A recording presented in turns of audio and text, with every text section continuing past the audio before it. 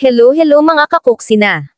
Isa na namang negosyo recipe na maliit lang ang puhunan at madaling mabenta. Kaya watch mo lang ito hanggang sa dulo para hindi mo ma-miss ang mga detalye. Gagawa tayo ng sikat na street food. Sa isang bowl pagsamahin lang ang mga ingredients simula sa 2 cups na all-purpose flour, 1/2 cup na spring onion, 1/2 cup na carrots, 1/4 teaspoon baking powder, 1 teaspoon yeast, salt and pepper to taste. Naglagay rin pala ako ng 1/4 cup of cornstarch at haluin lang ito. Maglalagay rin pala tayo dito gradually ng 1 1/4 cup na tubig. Dito sa recipe natin ay pwede kang gumamit dito ng yeast at pwede din namang hindi. Ang kinagandahan lang kasi kapag naglagay ka ng yeast ay tiyak marami ang magagawa mo nito. At tiyak maganda rin ang kinalalabasan ng shape o hugis sa ating gagawing harina balls.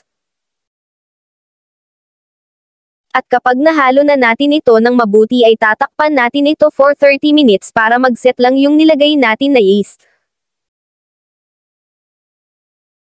After 30 minutes ay haluin lang natin ito ng kaunti at pwede na natin itong prituhin.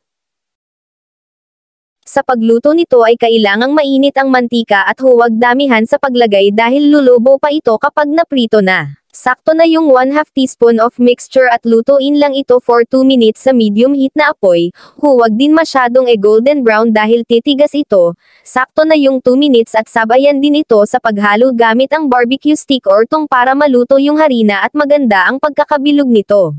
Pagkahango ay i-drain natin ang excess oil nito at i-set aside muna. At dito naman tayo sa sauce o fishball sauce kung tawagin. Sa maliit na kaserola ay maglagay lang ng 2 cups na tubig, 2 kutsara na toyo, 1/3 cup na brown sugar, 2 cloves garlic chopped, 1/8 cup na suka, asin at paminta. At haluin ito ng mabuti. Muntik ko pang makalimutan, 3 kutsara na cornstarch. Ito ang magiging pampalapot ng ating sauce. Haluin lang ito hanggang sa matunaw ang asukal na nilagay. Pwede ko bang malaman kung taga saan ang mga nanonood sa akin? E-comment mo ang iyong lugar. Maraming salamat sa suporta.